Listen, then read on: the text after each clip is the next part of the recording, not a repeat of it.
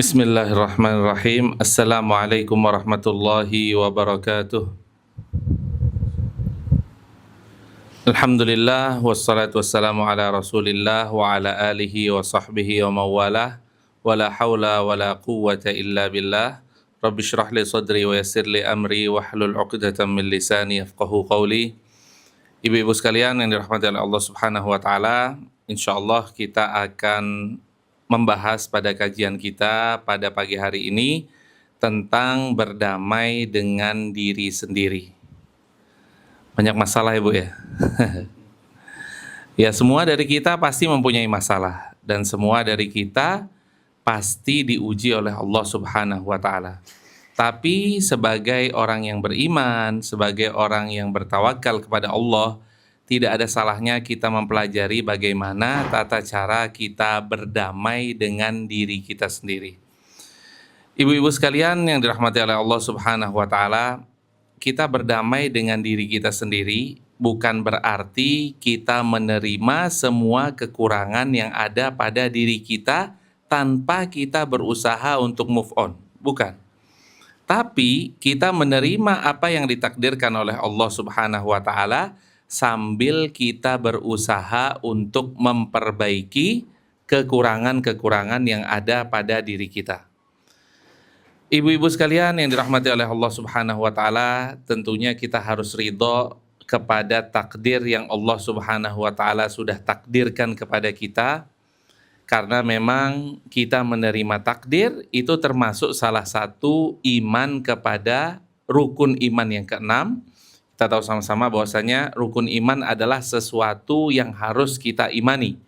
Beberapa hal yang Allah Subhanahu wa taala wajibkan kepada setiap mukmin, setiap muslim untuk mengimani. Yang pertama yaitu iman kepada Allah, iman kepada malaikat-malaikat Allah, kepada kitab-kitab Allah, kepada rasul-rasul Allah, kepada yaumul qiyamah atau yaumul akhir, dan juga kepada qada dan qadar Allah Subhanahu wa taala, baik yang baik maupun takdir yang buruk. Karena memang kadang manusia ya, kadang beriman kepada takdir Allah Subhanahu wa taala yang baik saja tanpa ia beriman kepada takdir yang buruk. Dan ini biasa terjadi kepada setiap orang. Kalau dia mendapatkan nikmat dari Allah Subhanahu wa taala, dia sangat menjunjung tinggi rasa syukur dan dia mengungkapkan kepada orang lain bahwasanya aku telah diberi nikmat oleh Allah Subhanahu wa taala.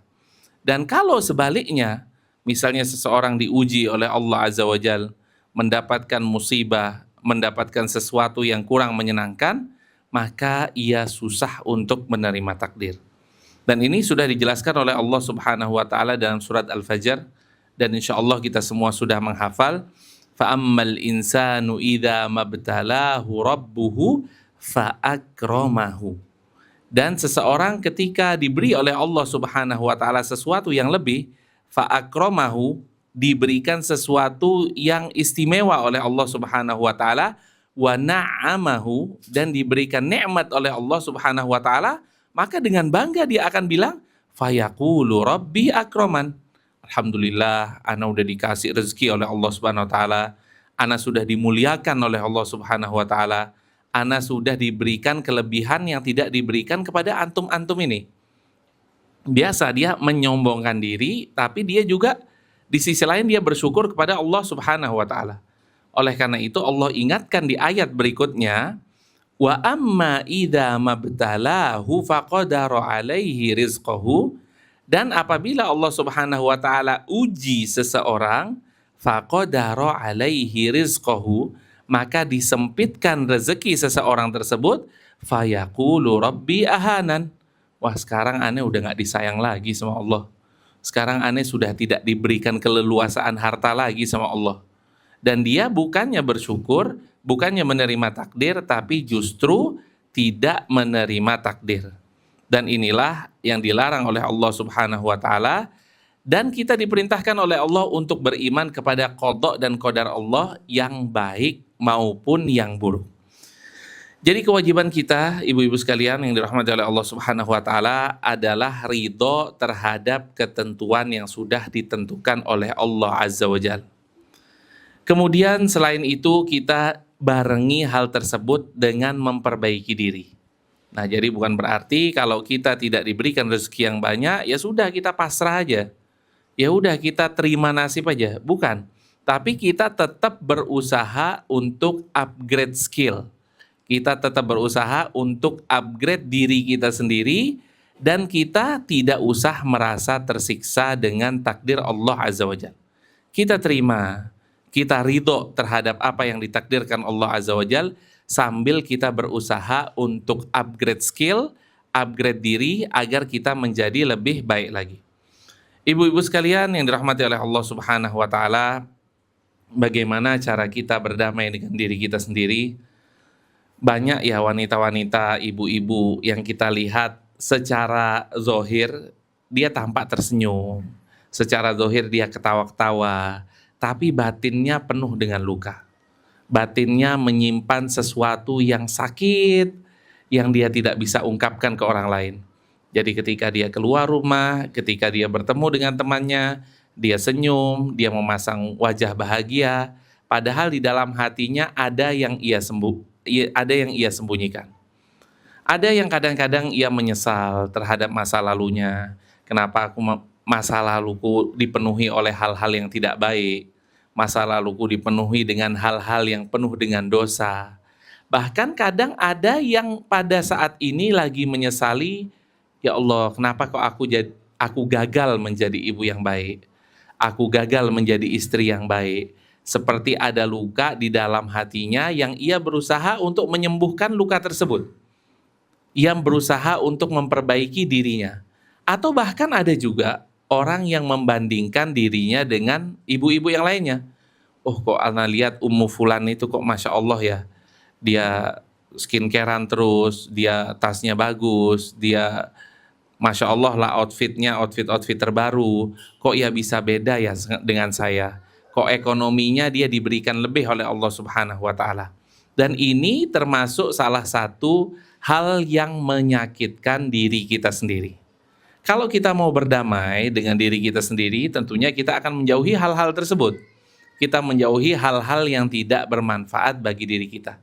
Semua sudah ditakdirkan oleh Allah Subhanahu wa taala jauh-jauh hari, 50.000 tahun sebelum Allah menciptakan langit dan bumi, dan kewajiban kita adalah menerima apa yang ditakdirkan oleh Allah Azza wa Jalla.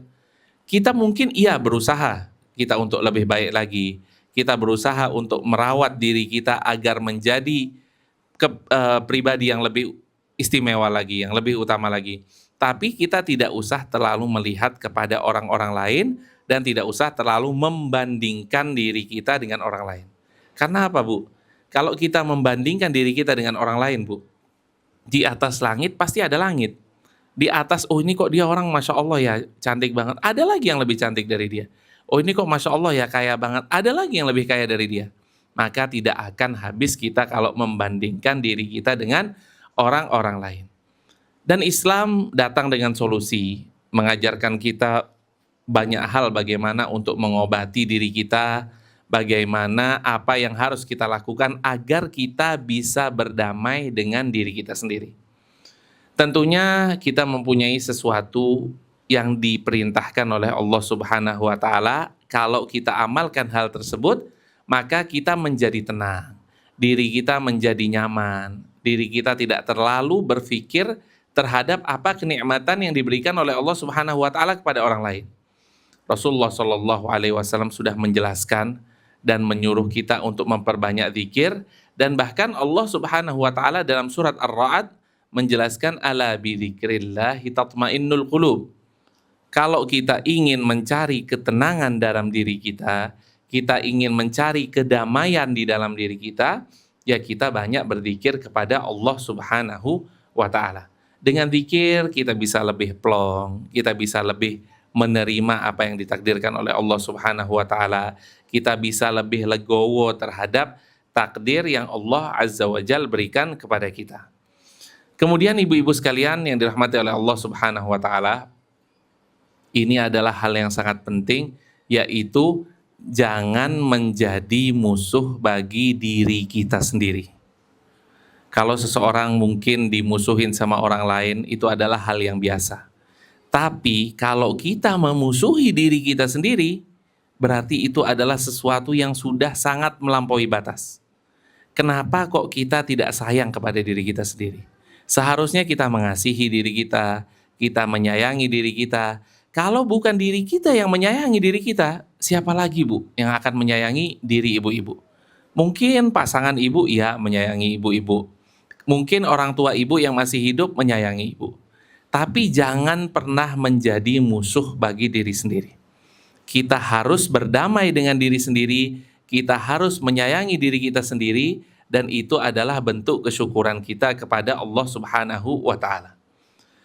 Bagaimana tata cara kita untuk menyayangi dan mengasihi diri kita sendiri? Yaitu jangan terlalu sering melihat ke masa lalu yang kelam.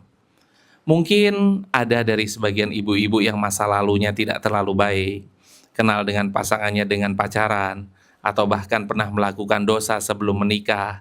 Ada juga yang pernah melakukan kesalahan-kesalahan atau dosa-dosa besar yang Allah Subhanahu wa Ta'ala larang dan Allah Subhanahu wa Ta'ala murkai ketika ia belum menikah. Tapi Allah Subhanahu wa Ta'ala Maha Penerima Taubat. Kita tidak usah terlalu sering melihat ke masa lalu. Kita lihat mobil Bu ya. Kalau kita lihat mobil itu kaca depannya sangat luar biasa besar. Spionnya seberapa Bu? Kecil spionnya, di sebelah kanan dan di sebelah kiri. Itu fungsinya apa? Agar kita selalu melihat ke masa depan. Kita selalu melangkah ke depan. Boleh kita melihat ke spion, boleh untuk berhati-hati. Tapi tidak terlalu sering kita melihat ke spion. Sekali waktu kita ngelihat spion kanan, sekali waktu kita ngelihat spion kiri.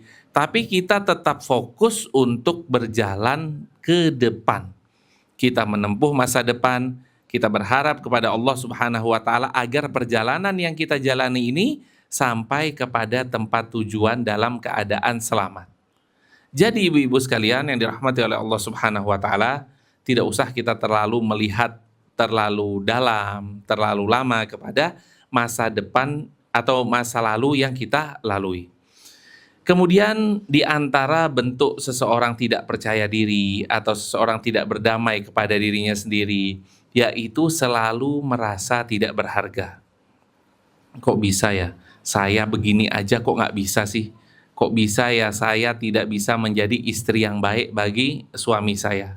Kenapa kok saya tidak bisa menjadi ibu yang baik bagi anak-anak saya? Selalu merasa gagal. Tidak pernah merasa bahwasanya dirinya sudah melakukan sesuatu hal yang terbaik. Dia selalu menganggap bahwasanya dirinya gagal, dirinya tidak sukses, dirinya tidak berharga, hidupnya selalu mendapatkan kehidupan yang sempit dan lain sebagainya. Kasihan Bu, kasihan kalau diri ibu sendiri tidak menyayangi diri ibu sendiri.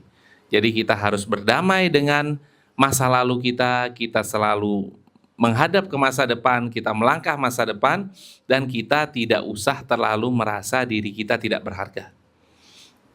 Kalau kita merasa diri kita tidak berharga, ya tidak mungkin kita berusaha semaksimal mungkin untuk menyenangkan suami, menyenangkan anak-anak, berbakti kepada kedua orang tua. Pastinya kita sudah berbuat yang terbaik, tapi kadang kita selalu merasa. Nah, ini merasa ini yang salah. Kita merasa bangga terhadap pencapaian kita merasa bangga bahwasanya kita bisa membesarkan anak-anak kita dengan izin Allah Subhanahu wa Ta'ala. Kita merasa bangga bahwasanya kita bisa memberikan servis terbaik kepada pasangan kita atau kepada suami kita. Kemudian ibu-ibu sekalian yang dirahmati oleh Allah Subhanahu wa Ta'ala, menyalahkan diri sendiri itu tidak akan ada habisnya.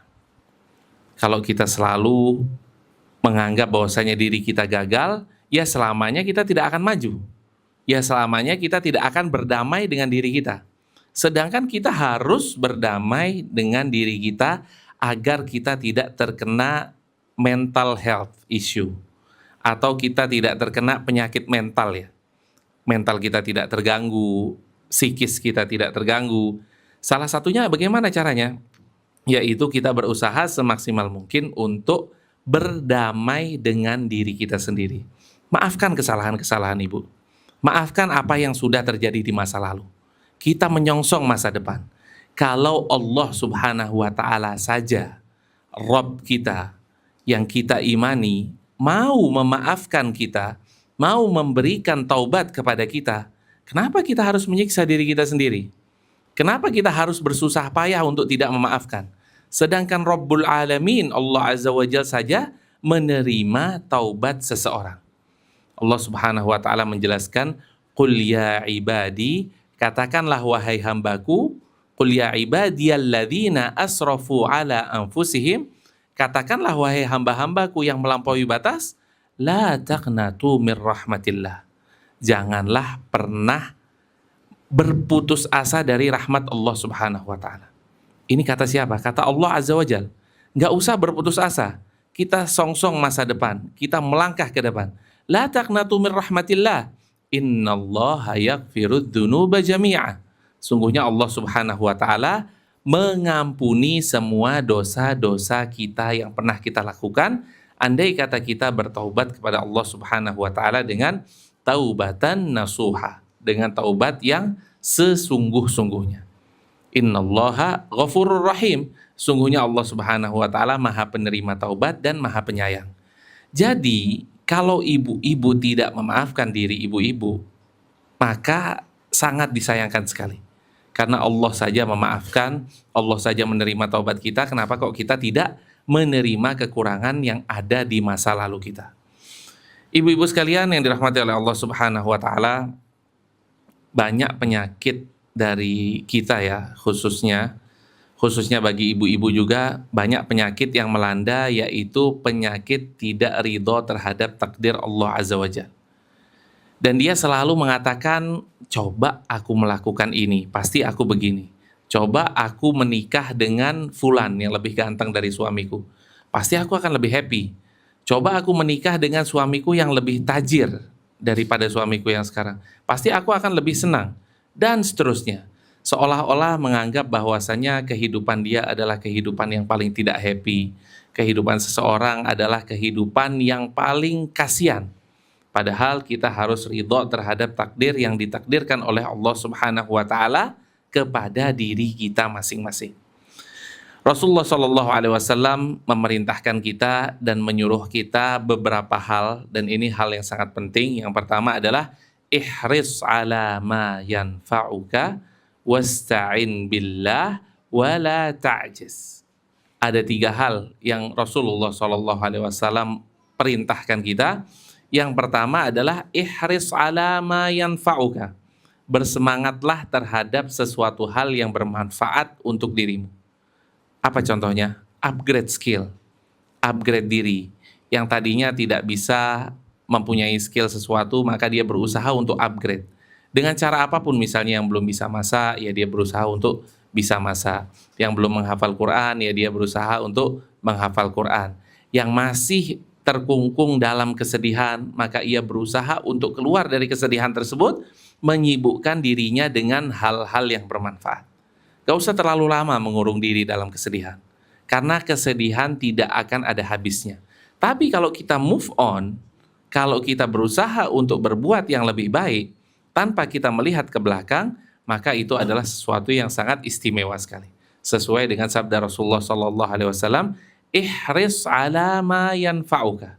Berusahalah untuk meraih sesuatu yang bermanfaat bagimu. Kemudian lanjutannya, wasta'in billah, dan jangan lupa meminta pertolongan kepada Allah Subhanahu wa taala, karena yang membuat kita move on adalah Allah Subhanahu wa taala.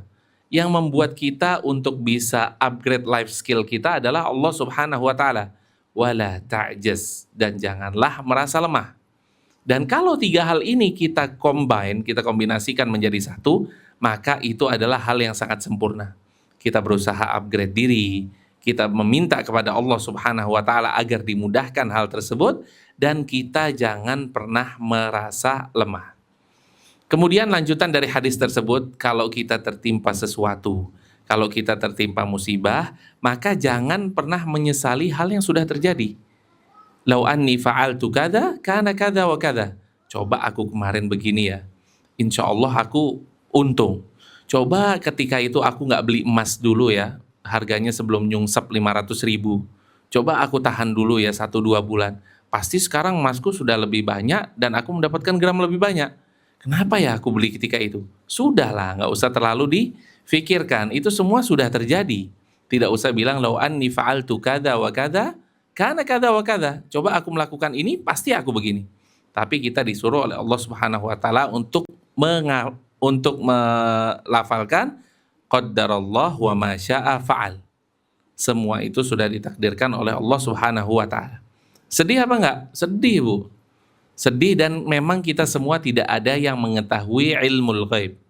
Tidak ada yang mengetahui masa depan.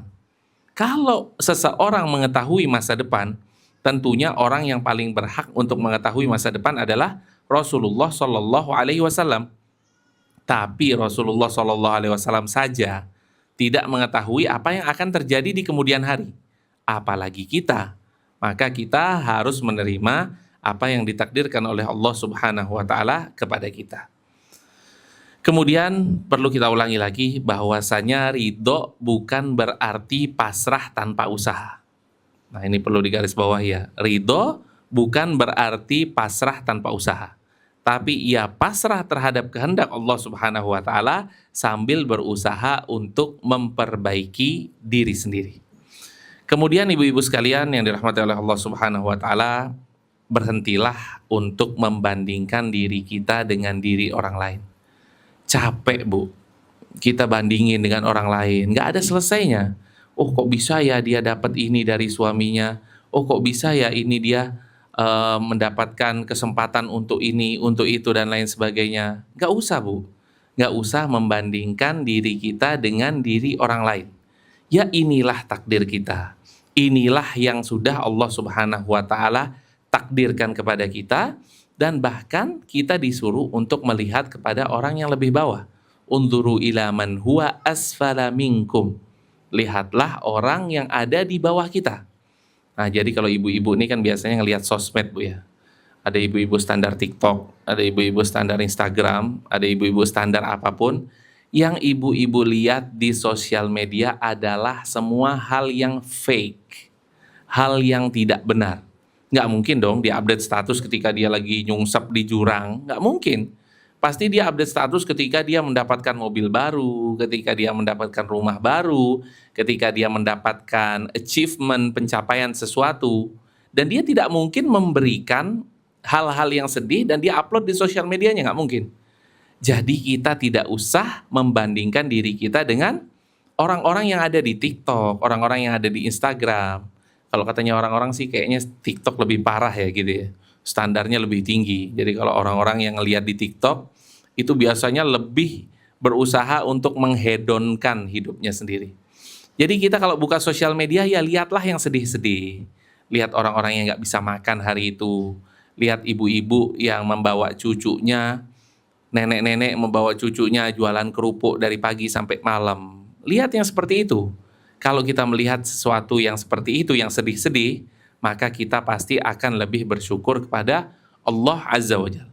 Jadi yang dilihat jangan yang tinggi-tinggi, Bu. Kehidupan artis.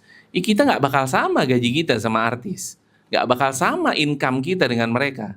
Nggak bisa. Jadi ya mereka dengan kehidupan mereka yang hedon tidak akan bisa sama dengan kehidupan kita. Jadi yang kita lihat adalah yang di bawah kita. Dan berhenti untuk membandingkan diri ibu-ibu dengan diri orang-orang lain, dengan wanita-wanita lain, dengan keluarga-keluarga yang lain. Karena tidak akan ada gunanya dan tidak akan bisa meraih kebahagiaan. Bagaimana cara kita bahagia? Yaitu kita melihat yang lebih bawah dari kita, yang lebih kasihan dari kita, dan dengan itu kita lebih bersyukur kepada Allah Subhanahu wa taala. Kemudian ibu-ibu sekalian yang dirahmati oleh Allah Subhanahu wa taala, kenapa kok kita tidak boleh untuk melihat kehidupan orang lain yang lebih tinggi, yang lebih sukses, yang lebih apa? Karena itu bikin diri kita sakit dan bikin kita tidak bersyukur kepada Allah Azza wa Jalla. Allah Subhanahu wa taala sudah menjelaskan dalam surat Thaha, "Wala tamuddanna 'ainaika ila ma matta'na bihi azwajan minhum." Allah yang memerintahkan kita untuk jangan ngeliat kepada kesenangan-kesenangan orang. La tamuddanna 'ainaika ila ma matta'na bihi. Jangan panjangkan mata kalian kepada nikmat-nikmat yang aku berikan kepada orang lain. Allah Subhanahu wa taala berikan nikmat kepada setiap orang. kepada kita nikmat yang sangat banyak. Nah, nikmat kita ini lagi diincar oleh orang lain, lagi dilihat oleh orang lain. Enak banget ya ibu ini ya. Ternyata dia diberikan ini oleh suaminya, dia punya rumah yang bagus, dia punya kendaraan yang bagus. Sedangkan orang yang lihat itu, dia juga lagi dilihat kehidupannya oleh orang lain yang lebih bawah, dan seterusnya dan seterusnya. Makanya Allah memerintahkan kita untuk tidak memanjangkan mata kita. La tamuddanna ainaika, janganlah panjangkan mata kalian ila ma matta'na bihi azwajan minhum, kepada seseorang yang kami berikan nikmat kepada Allah Azza wa Jal, kepada sebagian dari mereka. Jadi ini adalah perintah Allah Azza wa Jal untuk tidak terlalu kepo, tidak terlalu ikut campur dalam permasalahan rumah tangga orang lain. Kemudian ibu-ibu sekalian yang dirahmati oleh Allah Subhanahu wa taala, apa sih nikmat terbesar yang kita peroleh? Tentunya setelah nikmat iman dan Islam, kita menjadi seorang mukmin, kita menjadi seorang muslim, itu adalah nikmat tertinggi kita. Makanya kita selalu sering mendengar ya, alhamdulillahilladzi hadana lihadza. Alhamdulillah, kita bersyukur kepada Allah yang telah memberikan kami hidayah untuk bisa sampai di tempat ini, yaitu bisa beriman kepada Allah, bisa melaksanakan semua syariat-syariat Islam sesuai dengan apa yang dituntunkan oleh Rasulullah Shallallahu Alaihi Wasallam. Alhamdulillahilladzi hadana lihada wa ma kunna linahtadiya laula an hadana Allah. Dan kita tidak mungkin berada dalam posisi ini, beriman kepada Allah, kalau kita tidak diberikan hidayah oleh Allah Subhanahu Wa Taala. Jadi itu kita harus bersyukur. Dan itu adalah nikmat terbesar, adalah nikmat iman dan Islam. Nikmat terbesar yang kedua adalah kita mempunyai sifat qanaah. Kita mempunyai sifat menerima dan bersyukur terhadap apa yang sudah menjadi pencapaian kita saat ini. Kita bersyukur. Kita nggak usah terlalu sering melihat ke atas, tapi lihatlah ke bawah. Ada sebuah syair mengatakan, "Idza ma kunta dza qalbin qanu'in fa anta wa malikud dunya sawa'u." Kalau kita mempunyai hati yang qanaah, kita mempunyai hati yang menerima, kita mempunyai hati yang bersyukur, maka ibu-ibu sama Raja Salman nggak ada bedanya. Kekayaan kita dengan kekayaan dia nggak ada bedanya. Karena apa? Karena sama-sama mensyukuri apa yang diberikan oleh Allah Azza wa Jalla. Idza ma kunta dza qalbin qanu'in, kalau kita mempunyai qalbu, mempunyai hati yang qanu', yang menerima, yang bersyukur, fa anta wa malikud dunya sawa'u. Maka tidak ada bedanya kita dengan raja-raja yang ada di dunia.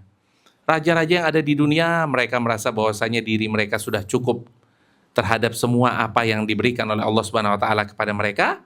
Kalau kita juga sudah merasa cukup terhadap apa yang Allah Subhanahu wa taala berikan kepada kita, ya sudah, kita seperti raja.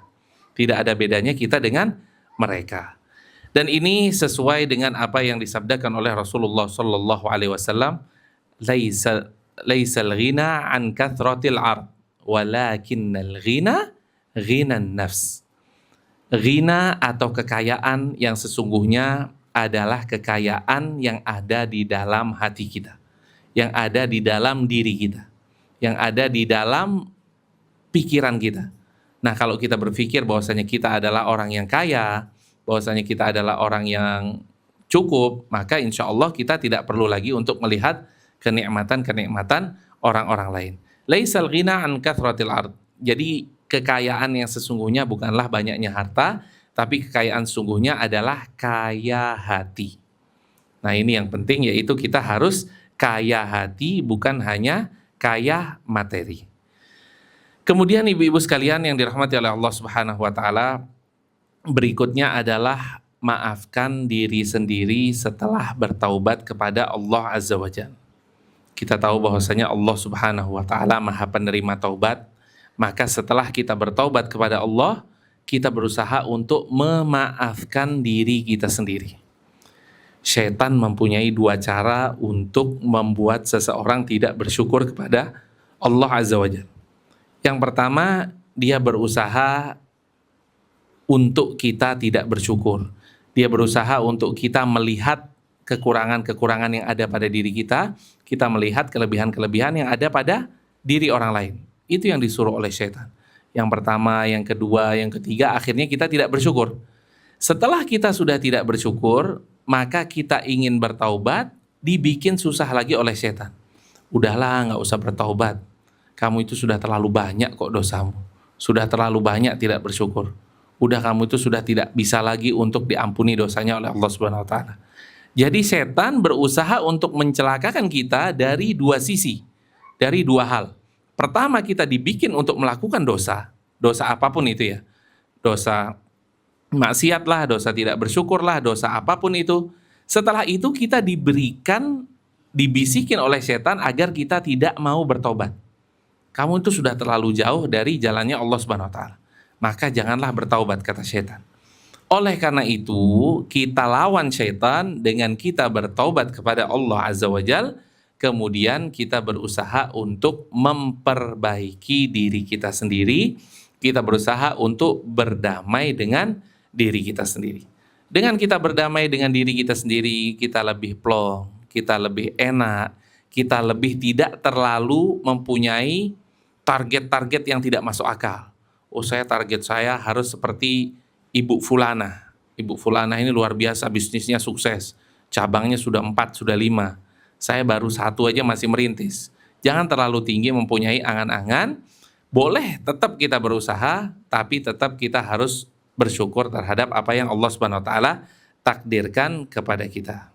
Kemudian ibu-ibu sekalian yang dirahmati oleh Allah Subhanahu wa taala, setelah kita sudah banyak membahas bagaimana cara kita untuk berdamai dengan diri kita sendiri, maka agar lebih sempurna cara kita berdamai dengan diri kita sendiri, maka kita harus meningkatkan ibadah.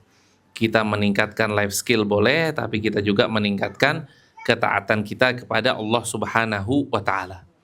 Kadang ketenangan yang kita dapatkan bukan dari kita healing, bukan dari kita staycation bersama pasangan dan lain sebagainya, tapi bisa jadi kita mendapatkan ketenangan karena kita lebih dekat kepada Allah Azza wa Jalla.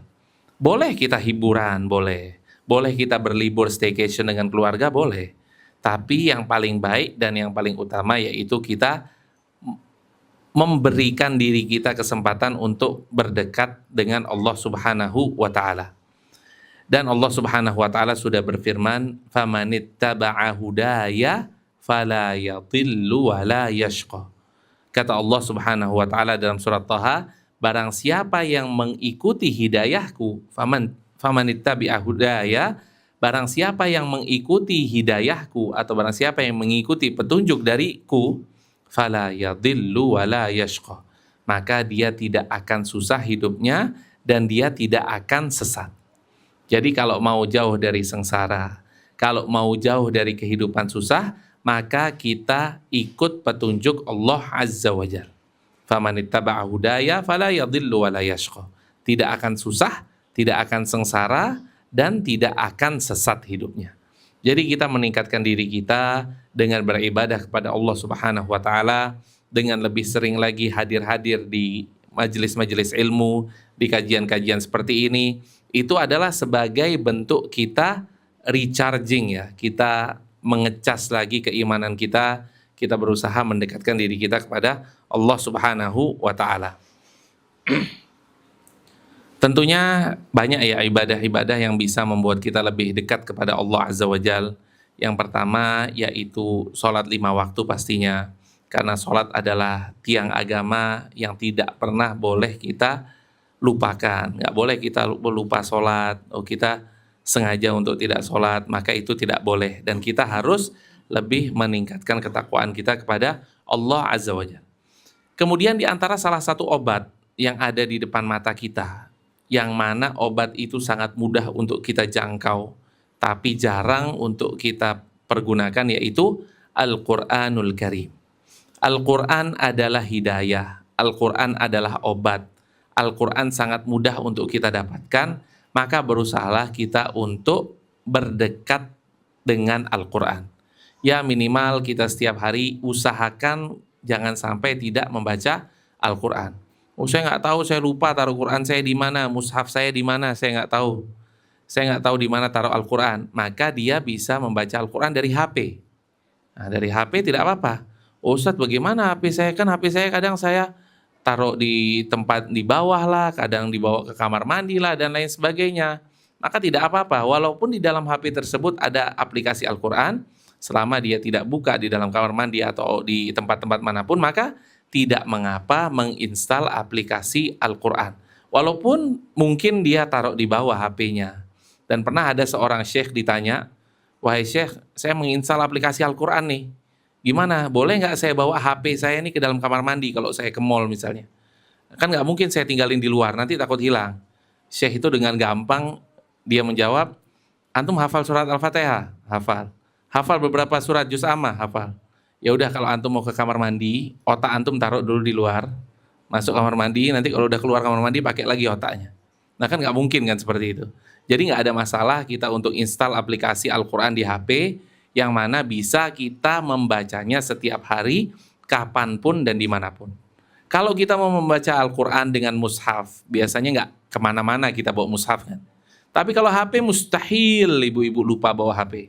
Nggak mungkin, pasti dibawa HP kemana-mana. Dan dengan itu insya Allah kita bisa untuk membaca Al-Quran setiap hari. Kemudian saya ingatkan diri saya pribadi dan ibu-ibu sekalian untuk memperbanyak istighfar, untuk memperbanyak memohon ampunan kepada Allah Azza wa Jalla. Istighfar ini sangat banyak sekali kegunaannya. Faqultu astaghfiru rabbakum innahu kana ghaffara. Dan Allah Subhanahu wa taala memerintahkan kita untuk beristighfar karena Allah Subhanahu wa taala Maha penerima taubat. Dan kalau kita beristighfar kepada Allah Subhanahu wa taala, kita mendapatkan anak insya Allah, kita mendapatkan kekayaan insya Allah, kita mendapatkan kesejahteraan insya Allah, dan yang lebih penting lagi kita mendapatkan ketenangan hati. Dengan kita beristighfar, kita mengingat-ingat bahwasanya kita adalah seorang pendosa yang sangat banyak dosa kita, yang kita memohon ampunan dari Allah Azza wa Jalla. Kemudian selain itu maka zikir secara umum ya, zikir pagi dan zikir petang. Jangan krim pagi, krim petang aja ya. Biasanya krim pagi, krim petang nggak pernah lupa. Tapi zikir pagi dan zikir petang kadang lupa.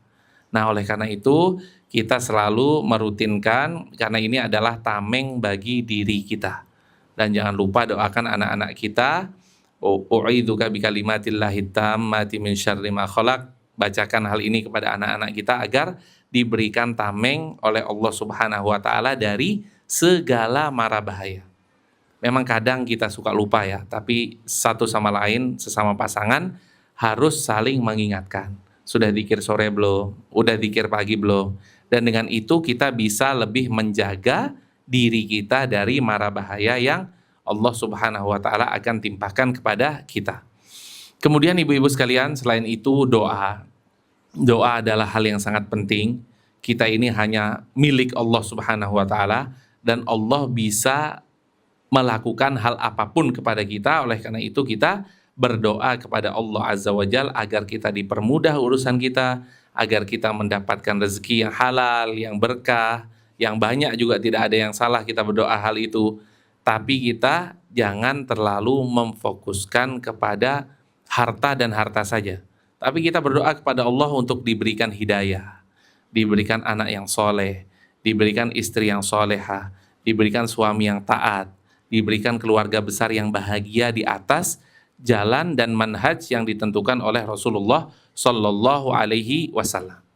Selain itu kita bisa lebih berbahagia lagi dengan bersedekah, bersedekah.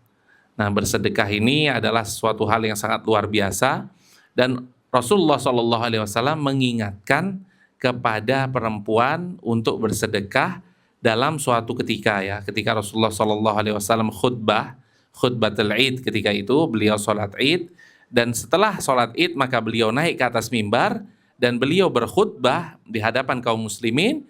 Maka setelah selesai khutbah maka Rasulullah Shallallahu Alaihi Wasallam mengajak Bilal bin Rabah untuk pergi ke sof-sofnya perempuan. Khusus ini setelah selesainya khutbatul Id, maka Rasulullah Shallallahu Alaihi Wasallam menjelaskan kepada ibu-ibu, ya ma'asyaron nisa, wahai para ibu-ibu, tasaddaqna, bersedekahlah kalian. Fa inni ra'aitukunna aktsara ahlin nar, karena aku melihat kalian lebih banyak di neraka dibandingkan laki-laki. Dan ketika itu para sahabiah ketika itu ya, istri-istri dari para sahabat dan orang-orang yang ketika itu ada di sana, ibu-ibu yang ada di sana, tanpa berpikir panjang langsung nyabut antingnya, dilemparkan ke selendangnya Bilal untuk disedekahkan. Ada yang nyabut cincinnya, dilemparkan kepada selendangnya Bilal ketika itu. Ada yang menyabut gelangnya, langsung disedekahkan. Mau kita tes, Bu? Kita tes sekarang ya? Gak usah deh. Yang penting kita berusaha semaksimal mungkin untuk bersodakoh. Misalnya dia diberikan oleh suaminya setiap bulannya 1 juta, atau 2 juta, atau 3 juta, ya usahakan untuk menyisihkan sedikit untuk misalnya ada pembangunan masjid. Oh pokoknya saya 100.000 atau 200.000 saya nggak akan pakai. Kalau ada yang membutuhkan bantuan pada bulan ini, maka saya akan memberikan bantuan saya kepada orang tersebut sebagai nilai sedekah dari ibu-ibu. Dan ini yang insya Allah akan menyelamatkan kita di dunia sebelum di akhirat. Was-shadaqatu burhan, kata Rasulullah Shallallahu Alaihi Wasallam. Dan bahkan di dalil lainnya bahwasanya dikatakan as-shadaqatu tutfi'u ghadabar Rabb, dan sedekah bisa memadamkan kemarahan Allah Subhanahu wa taala. Kita ini kan pendosa ya, banyak dosa kita. Mungkin Allah akan marah kepada kita, tapi dengan kita bersedekah maka Allah Subhanahu wa taala memberikan rahmat kepada kita. Kemudian juga di antara rekomendasi berikutnya yaitu bertemanlah dengan wanita-wanita solehah. Perbaiki circle pertemanan ibu-ibu. Nggak usah kita ikut arisan-arisan yang kerjaannya setiap arisan cuman memamerkan harta-harta. Emang lu udah punya apa sekarang? Oh tas lu bagus banget ya. Oh ini lu udah bagus banget ya. Emang minggu lalu dapat berapa? Oh sekarang Bitcoin lu udah berapa misalnya? Oh, terus sahamnya udah berapa dan lain sebagainya. Circle-circle seperti ini, circle yang harus dijauhi. Kita lebih baik untuk memperbaiki circle-circle pertemanan ibu-ibu ini dengan datang ke kajian. Datang ke kajian pun nggak usah berkelompok-kelompok, misalnya yang kaya sama yang kaya, yang miskin sama yang miskin, yang sudah lama ngaji sama yang sudah lama ngaji, yang baru ngaji sama yang baru ngaji. Jangan. Tapi kita bergaul dan menambah teman seiman yang ada di sekeliling kita. Kita perbaiki circle pertemanan kita perbaiki kehidupan kita sehari-hari dengan memilih teman yang baik. Kemudian ibu-ibu sekalian yang dirahmati oleh Allah Subhanahu wa taala, yang terakhir yaitu kita ingatkan lagi, kalau kita bersyukur kepada Allah Azza wa Jal, maka pasti akan ditambah nikmat kita oleh Allah Azza wa Jal. La in syakartum la azidannakum. Kata Allah Subhanahu wa taala, kalau kalian bersyukur pasti akan aku tambah nikmatku kepada kalian. Wala in kafartum, tapi kalau sebaliknya, kalau kalian tidak bersyukur kepada nikmat yang aku berikan, inna adzabi lasyadid. Sesungguhnya adabku sangatlah pedih.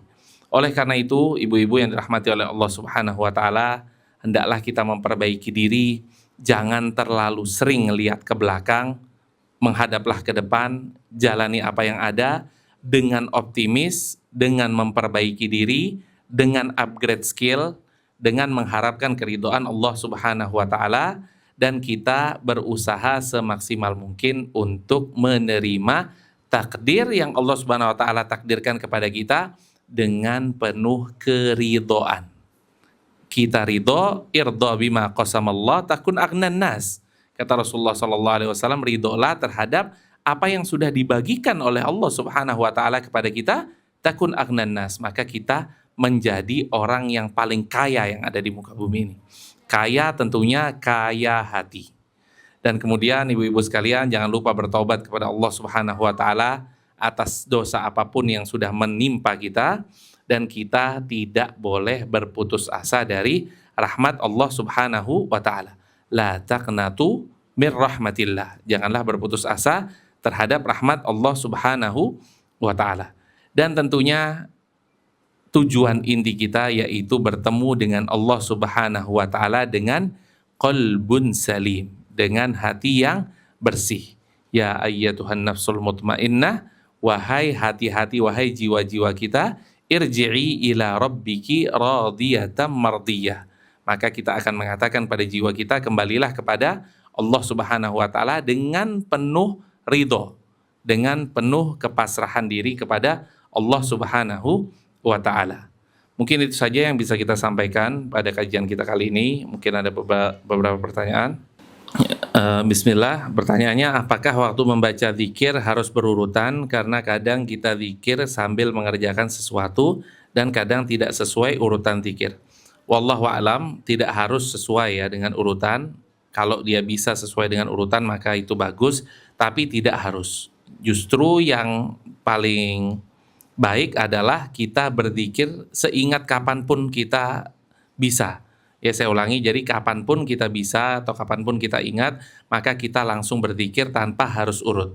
Kalau urut, maka itu lebih baik lagi. Dan kalau kita tidak sempat misalnya untuk zikir secara lengkap, secara full, maka jangan lupa kita untuk berzikir minimal kita membaca ayat kursi, Allahu la ilaha illahu al hayyul qayyum sampai terakhir, kemudian 3 muawwidzat atau 3 qul ya. Qul huwallahu ahad 3 kali, qul a'udzu birabbil falaq 3 kali, qul a'udzu birabbin nas 3 kali. Itu minimal, dan itu insya Allah bisa membentengi kita dari segala mara bahaya. Jadi tidak harus urut ya, tidak harus urut, tapi kita berusaha semaksimal mungkin untuk berzikir dengan lengkap. Kemudian yang kedua, apakah untuk membaca Al-Quran harus ada wudhu dulu? Wallahu alam, terjadi perbedaan pendapat di kalangan para ulama, tapi yang lebih rajih, wallahu alam, yang lebih saya condong yaitu harus ada wudhu. Kalau kita memegang Al-Quran, maka kita dalam keadaan suci. La yamassuhu illal mutahharun.